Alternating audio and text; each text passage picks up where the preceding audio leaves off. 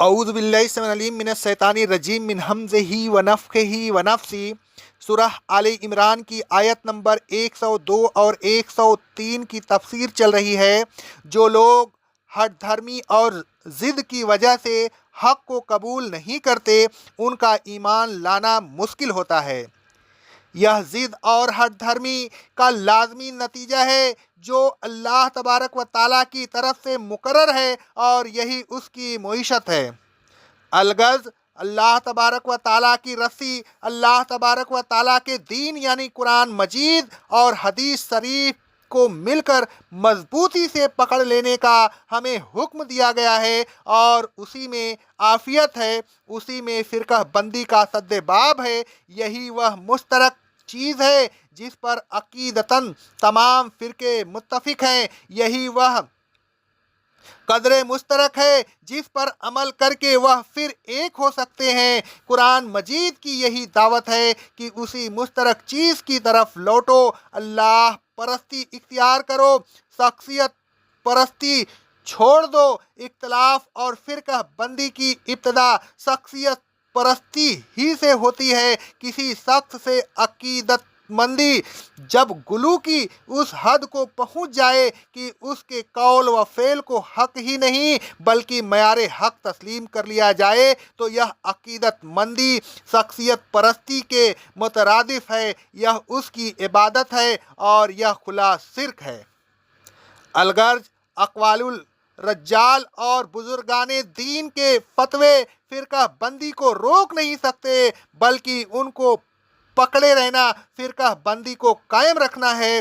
بزرگان دین معیار حق نہیں بن سکتے، معیار تو بس اللہ تبارک و تعالیٰ کی رسی، اللہ تبارک و تعالیٰ کی وحی یعنی قرآن مجید اور حدیث نبوی ہے۔ اگر بزرگان دین کو معیار حق تسلیم کر لیا جائے تو بے شمار معیار وجود میں آ جائیں گے۔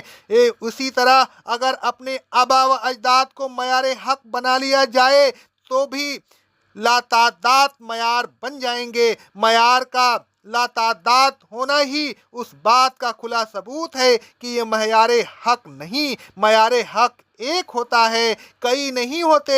جن لوگوں نے بہت سے معیار تسلیم کر لیے ان میں فرقے بنتے چلے گئے۔ اللہ تبارک و تعالیٰ کا دین اسلام ایک تھا لیکن فرقہ بندی کی وجہ سے کئی اسلام بن گئے۔ یا کیا ان سب کو باوجود کثیر الاختلاف کے اسلام کہا جا سکتا ہے؟ ہرگز نہیں۔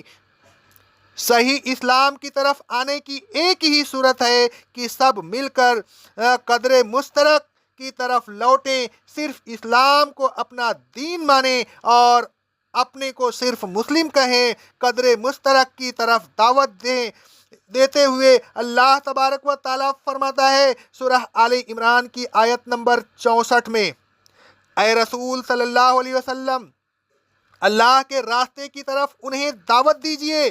ان سے کہیے، اے اہل کتاب، ایک ایسی بات کی طرف آؤ جو ہم میں اور تم میں مشترک ہے، وہ یہ کہ ہم اللہ کے علاوہ کسی کی عبادت نہ کریں، اس کے ساتھ ذرا سا بھی شرک نہ کریں اور اللہ کے علاوہ ایک دوسرے کو اپنا رب نہ بنائیں۔ پھر اے ایمان والوں، اگر یہ اس بات سے منہ موڑیں تو ان سے کہہ دو کہ اے اہل کتاب، تم گواہ رہنا کہ ہم مسلم ہیں۔ اس آیت سے معلوم ہوا کہ قدر مشترک کی طرف لوٹنے والے اور بزرگان دین کو اپنا رب نہ بنانے والے ہی مسلم ہیں۔ جس قدر مشترک کی طرف اللہ تبارک و تعالیٰ نے ابتدا میں دعوت دی تھی، اسی قدر مشترک کی طرف اللہ تبارک و تعالیٰ کی آج بھی دعوت ہے۔ قرآن مجید کی آیت پکار پکار کر کہہ رہی ہے کہ بس سب مل کر اللہ تبارک و تعالیٰ کی رسی کو مضبوطی سے پکڑے رہو اور فرقے فرقے نہ بنو۔ فرقوں کے وجود کا باعث فرقہ وارانہ مذہب بھی ہوتے ہیں اور فرقہ وارانہ میازی نام بھی ہوتے ہیں۔ سب مل کر اللہ تبارک و تعالیٰ کی رسی کو مضبوطی سے پکڑ لینے کا حکم دے کر اللہ تبارک و تعالیٰ نے فرقہ وارانہ مذاہب کو اصولاً جڑ سے اکھاڑ کر پھینک دیا۔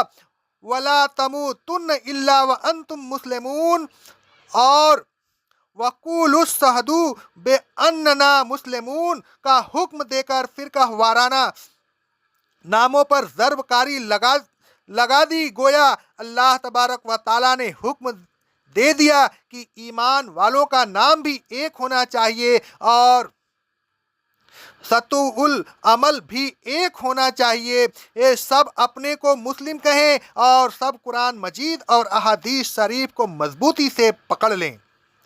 तमाम फ़िरके मानते हैं कि वाजिबुल तामील कानून शरई वही है जो कुरान मजीद और अहादीस नबवी में है, लेकिन इस ज़बानी इकरार के बावजूद अमलन वह उस असूल को तस्लीम नहीं करते और उसका जिंदा सबूत मौजूद फ़िरकों का वजूद है। ऐसा मालूम होता है कि दिल की गहराइयों से यह उसूल तस्लीम नहीं मालूम होता है कि दिल में कोई चोर है जो अमलन उस वसूल को तस्लीम करने से बाज रखते हुए है। और चोर क्या है?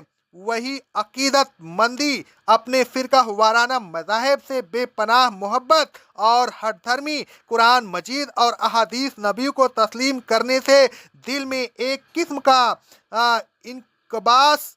आज पहले उस चोर को निकाल कर फेंकना ज़रूरी है। जब तक यह चोर दिल में रहेगा, दिल कभी अपने मज़हब से बालातर होकर सोचने की तरफ मायल नहीं होगा।